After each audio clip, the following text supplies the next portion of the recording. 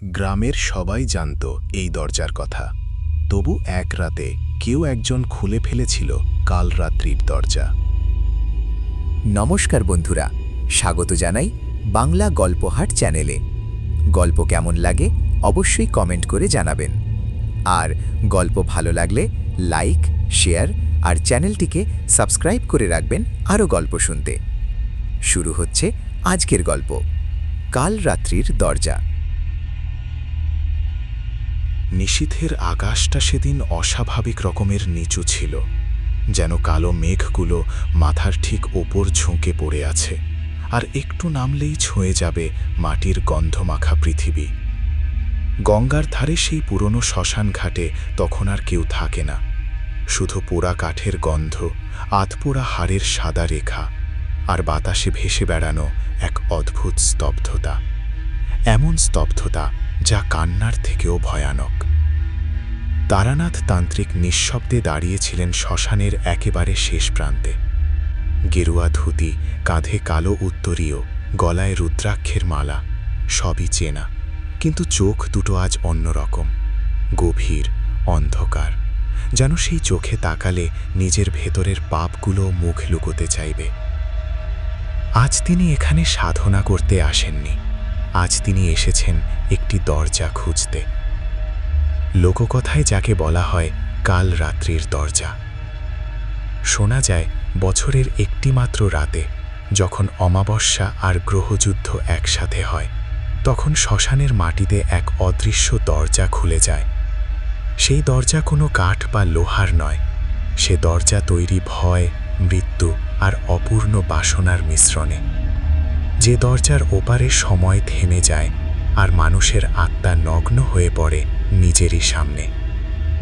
তারানাথ বহু বছর এই দরজার কথা এড়িয়ে গেছেন, কারণ তিনি জানতেন এই দরজা খোলা মানেই শুধু প্রেত বা দানব নয়, নিজের অতীতের মুখোমুখি হওয়া। হঠাৎ দূরে শেয়ালের ডাক ভেসে এলো, একটা না, দুটো না, একসাথে অনেকগুলো, যেন কারো আগমনের সংকেত। তারানাথ চোখ বন্ধ করলেন, ঠোঁট নড়ল মন্ত্রে, ওম ক্রিম কালরাত্রয়ে নমঃ। মন্ত্র শেষ হতেই বাতাস থমকে গেল, আগুনের ধোঁয়া সোজা উঠে দাঁড়িয়ে রইল, নড়ল না এক চুলও। শ্মশানের মাটিতে হালকা কাঁপুনি শুরু হলো, খুব সামান্য, কিন্তু অনুভব করার মতো। হঠাৎ তার পায়ের নিচে মাটি নরম হয়ে গেল। তিনি এক পা পিছিয়ে এলেন। সামনে শ্মশানের কালো মাটিতে ফুটে উঠছে এক অদ্ভুত চিহ্ন। বৃত্তের ভেতরে ত্রিকোণ, ত্রিকোণের ভেতরে চোখ। সেই চোখের পাতা ধীরে ধীরে খুলছে। তারানাথ জানতেন এটা কোনো হ্যালুসিনেশন নয়, এটাই দরজার প্রথম চিহ্ন। ঠিক তখনই পেছন থেকে একটা কাঁপা কণ্ঠ ভেসে এলো, বাবা থামুন, ওখানে যাবেন না। তারানাথ ধীরে ঘুরলেন। একটা ছেলে, বছর 20-র বেশি নয়, গায়ে ধুলো মাখা জামা, চোখে আতঙ্ক। গ্রামের ছেলে বলেই বোঝা যায়। তুই এখানে কেন? তারানাথের কণ্ঠ শান্ত, কিন্তু তাতে এমন কিছু ছিল যে ছেলেটা কেঁপে উঠল। বাবা, গ্রামে গ্রামে অদ্ভুত সব হচ্ছে। ছেলেটা প্রায় কেঁদে ফেলল। রাতে মেয়েরা ঘুম থেকে উঠে হাঁটছে, কারো চোখ নেই, কারো মুখে রক্ত। সবাই বলছে কাল রাত্রির দরজা খুলছে। তারানাথ চোখ সরালেন মাটির চিহ্ন থেকে। কে বলেছে তোকে? ছেলেটা গিলে ফেলল ঢোক। আমার দিদি মারা যাওয়ার আগে। এই কথাটা শোনার সঙ্গে সঙ্গেই শ্মশানের বাতাস হঠাৎ ঠান্ডা হয়ে গেল। আগুন নিভে গেল এক মুহূর্তে, অন্ধকার যেন গাঢ় হলো আরো। কবে মারা গেছে তোর দিদি? 7 দিন আগে, অমাবস্যার রাতে। সে বলেছিল একজন কালো দাড়িওয়ালা লোক তাকে ডাকছে, দরজা খুলতে বলছে। তারানাথের বুকের ভেতর কোথাও একটা পুরনো ক্ষত হঠাৎ জ্বলে উঠল। কালো দাড়িওয়ালা লোক, এই বর্ণনা তিনি আগে শুনেছেন, অনেক বছর আগে। এক রাতে যখন তিনিও এক দরজার সামনে দাঁড়িয়েছিলেন, কিন্তু ফিরে এসেছিলেন। তারানাথ চোখ বন্ধ করলেন, দীর্ঘ শ্বাস নিলেন। দিদি একা নয়। তিনি ধীরে বললেন, এই দরজা খুললে গ্রাম নয়, পুরো এলাকা গিলে খাবে। ছেলেটা হাঁটু গেড়ে বসে পড়ল। বাঁচান বাবা, আমার মাকে বাঁচান। তারানাথ তাকালেন আবার সেই চিহ্নের দিকে। চোখটা এখন পুরোপুরি খোলা। চোখের মনির ভেতরে যেন ঘুরছে অসংখ্য মুখ, কাঁদছে, হাসছে, চিৎকার করছে। দরজা খুলছে, আর তাকে থামানোর সময় খুব কম। তিনি জানতেন এই দরজা বন্ধ করতে হলে কাউকে না কাউকে ওপারে যেতে হবে। আর কাল রাত্রির দরজা কাউকে ফিরতে দেয় না অপরিবর্তিত অবস্থায়। তারানাথ ধীরে মন্ত্র পুটলি খুললে ভেতর থেকে বের করলেন একটা পুরনো তামার তাবিজ। তাতে খোদাই করা একটি নাম, নিজের নাম। তিনি ফিসফিস করে বললেন, সময় এসে গেছে। ঠিক তখনই শ্মশানের মাটি চিরে উঠল, আর সেই অদৃশ্য দরজার ওপার থেকে ভেসে এলো একটি কণ্ঠ, তুই আবার ফিরে এলি তারানাথ। শব্দটা ভেসে আসতেই তারানাথ তান্ত্রিকের শরীরের প্রতিটা লোম খাড়া হয়ে উঠল। তুই আবার ফিরে এলি তারানাথ। এই কণ্ঠ তিনি ভুলতে পারেননি। বহু বছর আগের স্মৃতি, বহু সাধনার চাপা রাখা ভয়, সব একসাথে বুকের ভেতর ধাক্কা খেল। কণ্ঠটা পুরুষ না নারী না প্রেত কিছুই নয়, যেন বহু আত্মার মিলিত ফিসফিসানি। ছেলেটা চিৎকার করে উঠল, বাবা, ওটা কি কথা বলছে? তারানাথ এক হাত তুলে তাকে থামতে বললেন। চোখ সরালেন না মাটির ফাটল থেকে।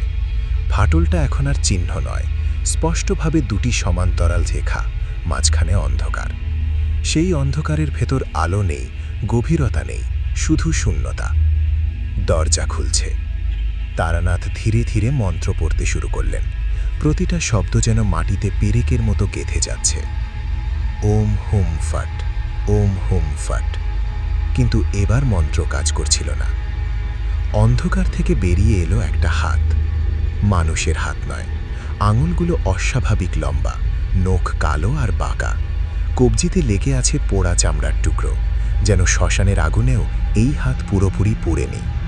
ছেলেটা পিছনে ছিটকে পড়ল। বাবা, দরজা থেকে হাত বেরোচ্ছে। তারানাথ এক পা এগোলেন, কণ্ঠ কঠোর, এই দরজা তোর জন্য নয়, ফিরে যা। অন্ধকারের ভেতর থেকে হাসির শব্দ এলো। সেই হাসিতে আনন্দ নেই, বিদ্রুপ নেই, শুধু ক্ষুধা। তুই কি ভুলে গেছিস তারানাথ? কণ্ঠটা বলল, এই দরজার প্রথম চাবি তুই নিজেই বানিয়েছিলি। এই কথায় তারানাথের চোখের পাতা কেঁপে উঠল। ছেলেটা অবাক হয়ে তাকিয়ে আছে। বাবা, ও কি বলছে? তারানাথ উত্তর দিলেন না। কারণ সত্যি কথা হলো, অনেক বছর আগে এক সাধনার রাতে এক মৃত্যুর মুখোমুখি হয়ে তিনি এমন এক মন্ত্র উচ্চারণ করেছিলেন যা মানুষের সীমা ছুঁয়ে গিয়েছিল। সেই রাতেই প্রথম কালরাত্রির দরজা অল্প খুলেছিল, আর সেই দরজার নাম তিনি নিজেই দিয়েছিলেন। তিনি জানতেন এ দরজা কোনো দেবী খোলেননি, মানুষের ভয়ই একে তৈরি করেছে। হঠাৎ শ্মশানের চারপাশ থেকে পায়ের আওয়াজ ভেসে এলো। একটা নয়, অনেকগুলো। ছেলেটা আতঙ্কে চারদিকে তালো। কেউ আসছে। বাবা, কেউ নেই, তবু আওয়াজ। শ্মশানের ধোঁয়ার ভেতর থেকে এক এক করে বেরোতে লাগলো ছায়া, মানুষের মতো কিন্তু স্পষ্ট নয়। কারো মাথা নেই, কারো চোখ গর্তের মতো, কারো বুক ফাটা। তারা কেউ হাঁটছে না, ভাসছে। প্রেত, কিন্তু সাধারণ প্রেত নয়। এরা সবাই সেই দরজার ডাকে সাড়া দিয়েছে। তারানাথ বুঝলেন সময় ফুরিয়ে আসছে। তিনি ছেলেটার দিকে তাকালেন। তুই এখান থেকে চলে যা, এখনই। কিন্তু এটা অনুরোধ নয়, তারানাথ গর্জে উঠলেন। এখানে থাকলে তুই মানুষ হিসাবে মরতেও পারবি না। ছেলেটা আর কথা বলল না, কাঁপতে কাঁপতে উঠে দৌড় দিল শ্মশানের বাইরে। তার পায়ের শব্দ মিলিয়ে যেতেই চারদিক আরও নিস্তব্ধ হলো। এখন তিনি একা, ঠিক যেমন সেই প্রথম রাতেও ছিলেন। অন্ধকারের ভেতর থেকে এবার একটা অবয়ব বেরিয়ে এলো। পুরো শরীর কালো ছায়ায় ঢাকা, শুধু মুখটা স্পষ্ট। দাড়ি লম্বা, চোখ দুটো গভীর আর ফাঁকা। কালো দাড়িওয়ালা লোক। তুই আমাকে চিনিস তারানাথ? সে বলল। আমি তোরই এক অংশ। তারানাথ দাঁত চেপে ধরলেন। তুই আমার ছায়া মাত্র। লোকটা হাসল। ছায়া কখনো আলাদা থাকে না তারানাথ। তুই যত সাধনা করিস আমি তত শক্তি হই। চারপাশের প্রেতগুলো একসাথে মুখ খুলল, একসাথে বেরিয়ে এলো একটাই কথা, দরজা খুলে দাও। তারানাথ পুটলি থেকে ছুরি বের করলেন, ছোট কিন্তু ধারালো। নিজের হাতের তালু কেটে রক্ত বের করলেন। মাটিতে রক্ত পড়তেই দরজার ফাটলটা আরো বড় হলো। এটা প্রয়োজন, কাল রাত্রির দরজা রক্ত ছাড়া মানে না। আমি দরজা খুলব, তারানাথ বললেন ধীরে, কিন্তু শর্তে। কালো দাড়িওয়ালা লোক মাথা কাত করল। শর্ত? আমার বদলে গ্রাম নয়, তারানাথ বললেন, আমিই যাব। এক মুহূর্তের জন্য চারদিক স্তব্ধ। তারপর অন্ধকারের ভেতর থেকে গম্ভীর কণ্ঠ এলো, যে একবার ঠকে সে আর আগের মতো ফেরে না। তারানাথ চোখ বন্ধ করলেন। আমি জানি। তিনি এক পায়ে গেলেন। দরজার ভেতরের অন্ধকার যেন তাকে গিলে নিতে চাইছে। ঠান্ডা হাওয়া নয়, এ যেন মৃত্যু নিজেই শ্বাস ফেলছে। পিছন থেকে কালো দাড়িওয়ালা লোক ফিসফিস করে বলল, ভেতরে তোর অতীত অপেক্ষা করছে তারানাথ। তারানাথ আর থামলেন না। তিনি পা রাখলেন কাল রাত্রির দরজার ভেতরে। আর ঠিক সেই মুহূর্তে শ্মশানের মাটি বন্ধ হয়ে গেল। বাইরের পৃথিবী নিস্তব্ধ। ভেতরে শুরু হলো অন্য এক রাত।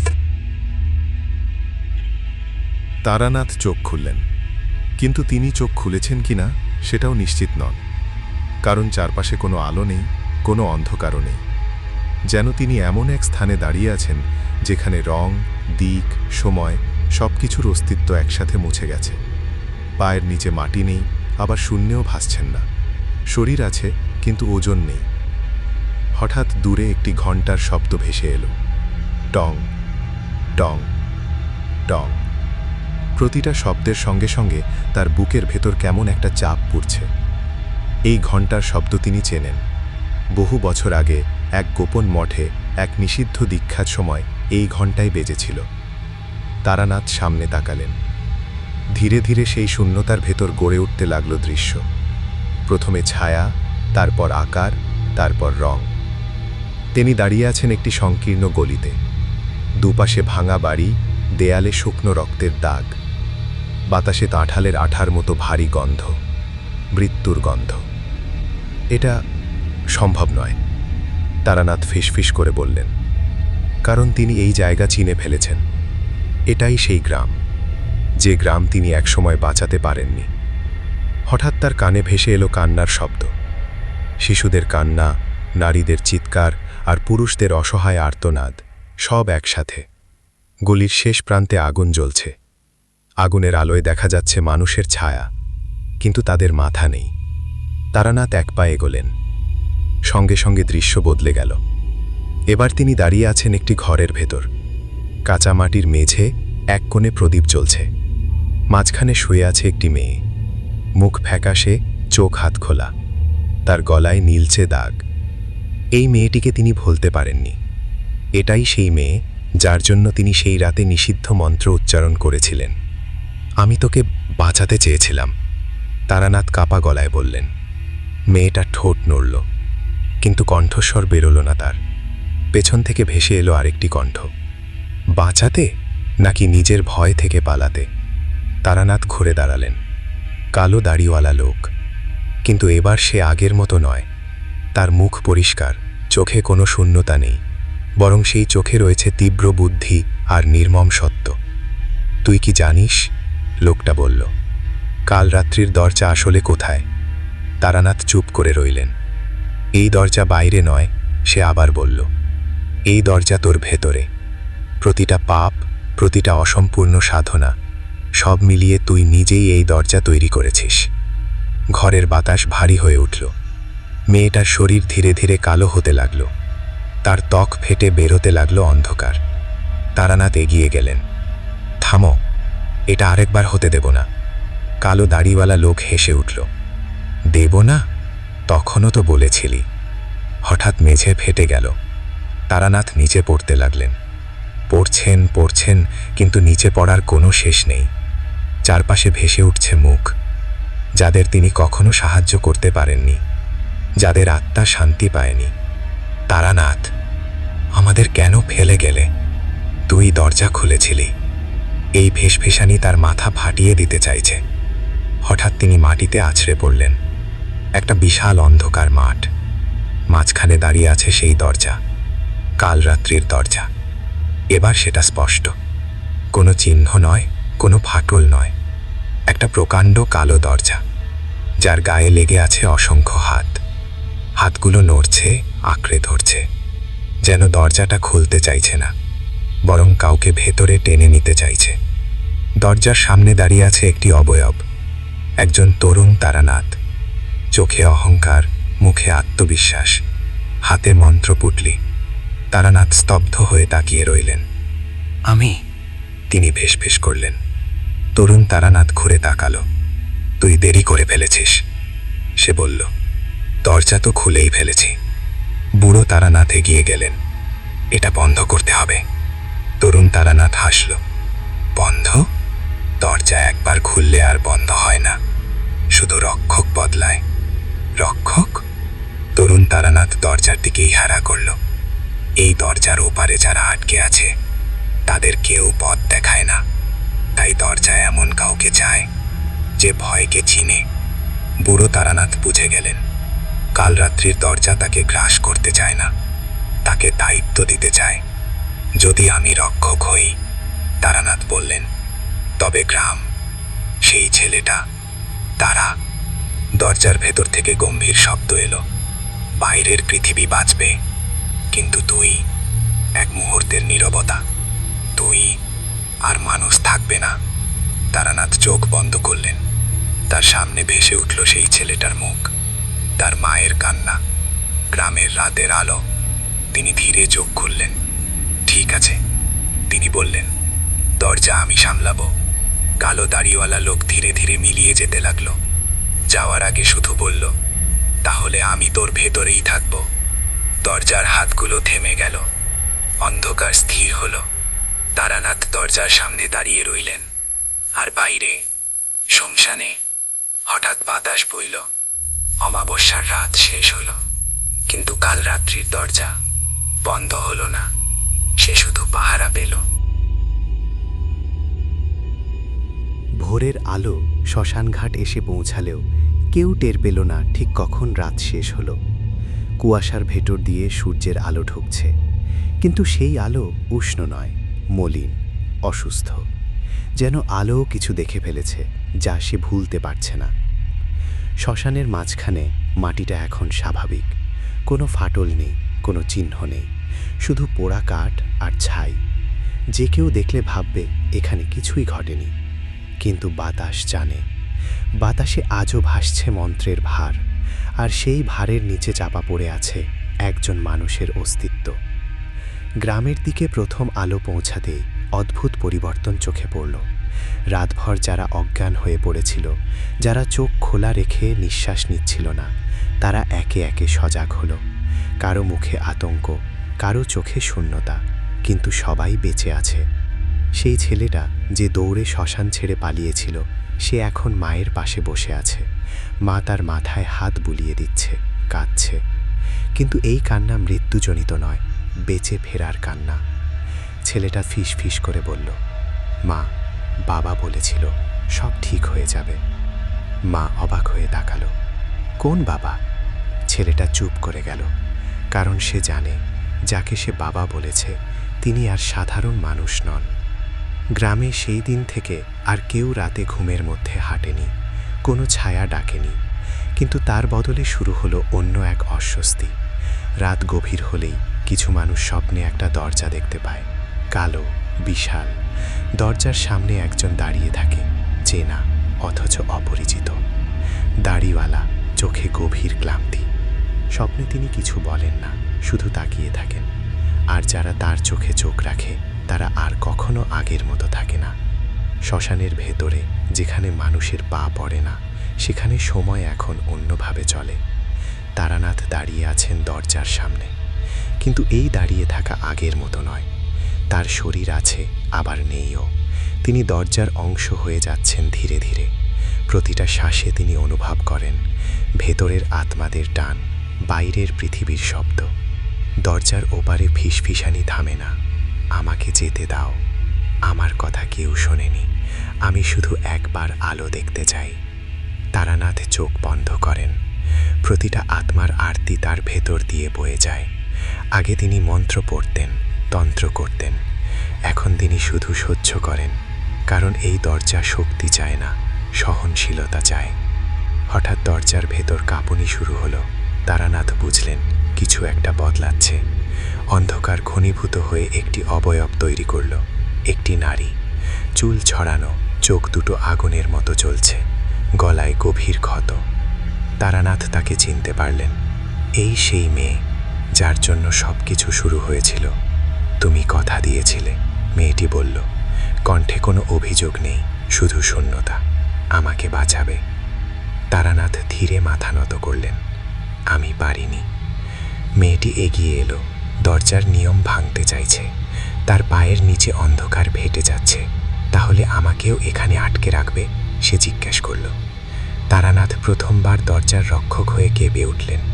এই আত্মাটা অন্যদের মতো নয়, এটা তার দুর্বলতা। তিনি হাত তুললেন, দরজার শক্তি তার শরীর দিয়ে প্রবাহিত হলো।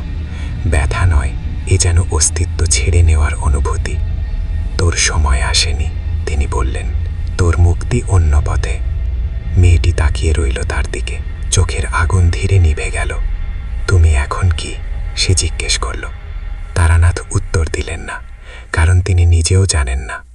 মেয়েটি মিলিয়ে গেল, দরজা স্থির হলো, কিন্তু তারানাথের ভেতরে কিছু ভেঙে পড়ল। দূরে কোথাও একটা ঘণ্টা বাজল। এবার সেটা সতর্ক সংকেত, দরজার ওপারে নতুন কিছু আসছে। অন্ধকারের ভেতর থেকে বেরিয়ে এলো এক অদ্ভুত ছায়া, মানুষের মতো নয়, বহু হাত, বহু মুখ। এই আত্মা একা মরেনি, এটা বহু মানুষের ভয় একসাথে জমে তৈরি হয়েছে। এটা দরজা ভাঙতে পারে। তারানাথ পা শক্ত করে দাঁড়ালেন। দরজার শক্তি তাকে গ্রাস করছে, বদলে দিচ্ছে। তার চোখ ধীরে ধীরে সেই কালো গভীরতা নিচ্ছে যা স্বপ্নে মানুষ দেখে। থাম, তার কণ্ঠ গর্জে উঠল, কিন্তু ছায়া থামে না। এই প্রথম তারানাথ বুঝলেন, কাল রাত্রির দরজা শুধু অতীত নয়, ভবিষ্যতও গিলে খেতে যায়। আর একদিন আসবে যেদিন কোনো রক্ষকই যথেষ্ট হবে না। দূরে বাইরের পৃথিবীতে সেই ছেলেটা ঘুমের মধ্যে চমকে উঠল। ঘামে ভিজে গেছে তার শরীর। স্বপ্নে সে দেখেছে দরজার সামনে তারানাথ একা নন, তার পেছনে দাঁড়িয়ে আছে আরও অনেক রক্ষক, আর দরজার ওপারে কিছু অপেক্ষা করছে। দরজার ওপারের অন্ধকার এবার আর নিঃশব্দ নয়। একটা ভারী স্পন্দন উঠছে ভেতর থেকে, যেন কোনো বিশাল হৃৎপিণ্ড ধুকপুক করে ধাক্কা দিচ্ছে দরজার গায়ে। প্রতিটা স্পন্দনে দরজার গায়ে লেগে থাকা হাতগুলো কেঁপে উঠছে। কিছু হাত খুলে যাচ্ছে, কিছু নতুন হাত গজিয়ে উঠছে অন্ধকার থেকেই। তারানাথ স্থির দাঁড়িয়ে আছেন, কিন্তু স্থির মানেই অচল নয়। তিনি অনুভব করছেন দরজার ভেতরে যে শক্তি জমেছে সেটা আর কোনো প্রেত বা অপূর্ণ আত্মা নয়। এটা একসাথে জমে ওঠা ভয়, হতাশা, বিশ্বাসভঙ্গ আর মানুষের সেই প্রশ্ন, মরার পর কি? এই প্রশ্নটাই কাল রাত্রির আসল খাদ্য। হঠাৎ দরজার ভেতর থেকে ভেসে এলো একটি শব্দ। শব্দ নয়, একটা নাম, তারানাথ। এই কণ্ঠ নতুন, কালো দাড়িওয়ালা লোকের মতো নয়, মেয়েটির মতো নয়। এই কণ্ঠে আছে গভীর কর্তৃত্ব, যেন সে প্রশ্ন করে না, ডাকে। তুই কে? তারানাথ জিজ্ঞেস করলেন। দরজার অন্ধকার ধীরে ধীরে সরে গিয়ে তৈরি হলো এক বিশাল অবয়ব। মানুষের আকৃতি আছে, কিন্তু মুখ নেই। মুখের জায়গায় ঘূর্ণায়মান অন্ধকার, যার ভেতরে মাঝে মাঝে চোখ খুলে আবার মিলিয়ে যাচ্ছে। আমি এই দরজার কারণ, কণ্ঠ বলল। আমি সেই সিদ্ধান্ত যেটা মানুষ নিতে পারে না। তারানাথ বুঝলেন, এটাই দরজার আসল শত্রু। তুই কোনো দেবতা নোস, তিনি বললেন। না, প্রেত। অবয়বটা নড়ল। আমি প্রয়োজন। এই কথাটার সঙ্গে সঙ্গে তারানাথের সামনে দৃশ্য বদলে গেল। তিনি দেখলেন বাইরের পৃথিবী, গ্রাম, শহর, শ্মশান, হাসপাতাল। মানুষ মরছে, কেউ একা, কেউ ভিড়ের মধ্যে। প্রতিটা মৃত্যুর সঙ্গে সঙ্গে এক ফোঁটা অন্ধকার উঠে এসে কালরাত্রির দরজার দিকে টানছে। মানুষ ভয় পায়, কণ্ঠ বলল। তারা উত্তর চায়, আর উত্তর না পেলে দরজা তৈরি করে। তারানাথ দাঁত চেপে ধরলেন। তুই দরজা ভেঙে পৃথিবী গিলে নিতে চাস? না, কণ্ঠ বলল। আমি ভারসাম্য চাই। যদি এই দরজা না থাকে ভয় ছড়িয়ে পড়বে মানুষের ভেতরেই। হঠাৎ দরজার গায়ে ফাটল ধরল। এই ফাটল ভয়ঙ্কর, কারণ এবার ফাটলটা বাইরে নয়, তারানাথের শরীরেও। তিনি হাঁটুতে ভর দিয়ে বসলেন। তার হাত কাঁপছে। প্রতিটা স্মৃতি, প্রতিটা অপরাধবোধ একসাথে মাথায় আছড়ে পড়ছে। তুই একা পারবি না, অবয়বটা বলল। এই দরজার রক্ষক একজন নয়, হওয়া উচিত অনেক। তারানাথ মাথা তুললেন। তুই কি চাস? অবয়বটা ধীরে ধীরে তার দিকে এগিয়ে এলো। নতুন রক্ষক। বাইরের পৃথিবীর দৃশ্য বদলে গেল। তারানাথ দেখলেন সেই ছেলেটা। এখন সে বড় হচ্ছে, চোখে কৌতূহল, মনে ভয়। সে শ্মশানের দিকে তাকিয়ে থাকে রাতে, স্বপ্নে দরজা দেখে। না, তারানাথ ফিসফিস করলেন, ওকে ছাড়। অবয়ব থামল। একদিন সে নিজেই আসবে, তুই যেমন এসেছিলি। তারানাথের বুকের ভেতর কিছু ভেঙে গেল। এই দরজা বন্ধ করা যায় না, একে শুধু বিলম্বিত করা যায়।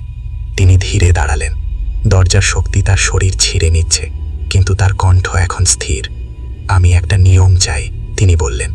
বল। দরজা কখনো নিজে খুলবে না, তারানাথ বললেন। মানুষ ডাকলে তবেই। অবয়বটা নীরব রইল। আর তারানাথ বললেন, রক্ষক হবে যারা দরজাকে ভয় পায় না, কিন্তু লোভও করে না। দীর্ঘ নীরবতা। তারপর অন্ধকার সংকুচিত হল। চুক্তি, কণ্ঠ বলল। দরজার ফাটল ধীরে ধীরে সেরে গেল। হাতগুলো স্থির হল। সেই ভয়ঙ্কর স্পন্দন থামল।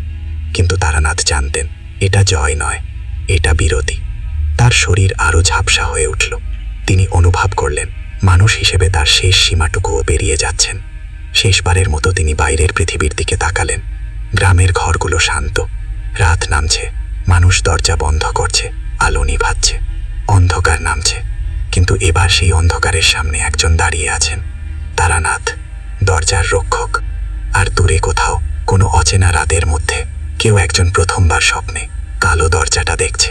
গল্প শেষ হয়নি, কারণ যতদিন মানুষ ভয় পাবে কাল রাত্রির দরজা ততদিন অপেক্ষা করবে। সময়ের কোনো মানে নেই এখানে। কাল রাত্রির দরজার সামনে দাঁড়িয়ে তারানাথ আর দিনরাত গোনেন না। এখানে আলো আসে না, অন্ধকারও নামে না, শুধু পরিবর্তন ঘটে, ভেতরে, বাইরে। বাইরের পৃথিবীতে যুগ পাল্টায়। গ্রাম শহর হয়, শহর মহানগর। শ্মশানের পাশ দিয়ে রাস্তা তৈরি হয়, লোক চলাচল বাড়ে। মানুষ আর আগের মতো ভয় পায় না। তারা এখন ভয়কে নাম দিয়েছে অন্য নামে, স্ট্রেস, ডিপ্রেশন, অজানা শূন্যতা। কিন্তু রাতে যখন সব নাম ব্যর্থ হয়, তখনই দরজা নড়ে। তারানাথ টের পান। প্রথমে হালকা কাঁপুনি, তারপর ফিসফিসানি। নতুন আত্মারা আসে, পুরনোরা শান্ত হয়। তিনি কাউকে টানেন না, কাউকে ছাড়েন না। তিনি শুধু দাঁড়িয়ে থাকেন, একটা সীমারেখা হয়ে। কিন্তু সীমারেখাও একদিন ক্ষয় হয়। এক রাতে দরজার সামনে এসে দাঁড়ালো এক কিশোর, চেনা চোখ। তারানাথ তাকিয়ে রইলেন। বহু বছর আগে যে ছেলেটা শ্মশানে কেঁপে কেঁপে দাঁড়িয়েছিল, এ তারই বড় হয়ে ওঠা রূপ। চোখে এখন ভয় কম, প্রশ্ন বেশি। আমি জানতাম, ছেলেটা বলল, আপনি এখানেই আছেন। তারানাথ প্রথমবারের মতো চমকালেন। তুই কেন এসেছিস? তার কণ্ঠ ভারী, যেন বহু মানুষের কথা একসাথে বলছে। ছেলেটা দরজার দিকে তাকালো। ওটা আমাকে ডাকে, ছোটবেলা থেকে। তারানাথ বুঝলেন, যা তিনি ঠেকাতে চেয়েছিলেন তার সময় এসে গেছে। এটা ডাক নয়, তিনি বললেন, এটা প্রতিফলন। ছেলেটা হাসল, আপনিও তো তাই ছিলেন।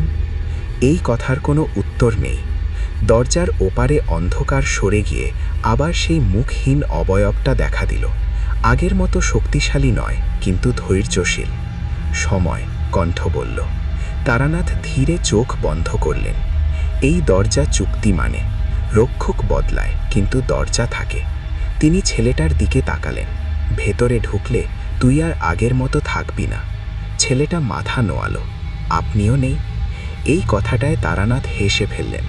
বহু যুগ পরে প্রথম হাসি, সেটাই বাঁচার দাম। তিনি এক পা পিছলেন। দরজার শক্তি তার শরীর ছেড়ে যেতে শুরু করল। ব্যথা নেই, শুধু হালকা হওয়া, যেন বহু দিন ধরে বইতে থাকা বোঝা নামছে ধীরে ধীরে। মনে রাখবি, তারানাথ বললেন, এই দরজা ভয়ে দিয়ে খোলে, কিন্তু বন্ধ থাকে দায়িত্বে। ছেলেটা সামনে এগোলো। ঠিক তখনই তারানাথের শরীর ভেঙে পড়ল না, মিলিয়ে গেল। ধোঁয়া হয়ে নয়, আলো হয়ে নয়, একটা নিঃশব্দ শূন্যতায়। দরজার সামনে এবার একজন নতুন রক্ষক, আর তার পেছনে অন্ধকারের গভীরে আর কেউ নেই। বাইরের পৃথিবীতে সেই রাত ছিল শান্ত। কেউ জানল না কোথাও কিছু শেষ হয়েছে, কেউ জানল না কোনো এক দরজার সামনে একজন মানুষ শেষবার দাঁড়িয়েছিল মানুষের মতো। কিন্তু কিছু মানুষ সেদিন স্বপ্ন দেখল। স্বপ্নে তারা দেখল একজন বৃদ্ধ দাড়িওয়ালা লোক শান্ত চোখে তাকিয়ে আছেন। তিনি কিছু বলেন না, শুধু মাথা নোয়ান।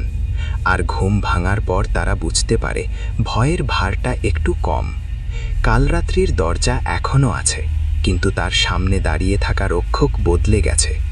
আর কোথাও কোনো অজানা স্তরে তারানাথ তান্ত্রিক আর দরজা নন, তিনি এখন সীমারেখা, যেখানে ভয় থামে আর মানুষ বাঁচে। বন্ধুরা, এই ছিল আজকের গল্প। কেমন লাগলো অবশ্যই কমেন্ট করে জানাবেন। গল্প ভালো লাগলে লাইক এবং চ্যানেলটা সাবস্ক্রাইব করে রাখবেন পরবর্তী গল্প শুনতে।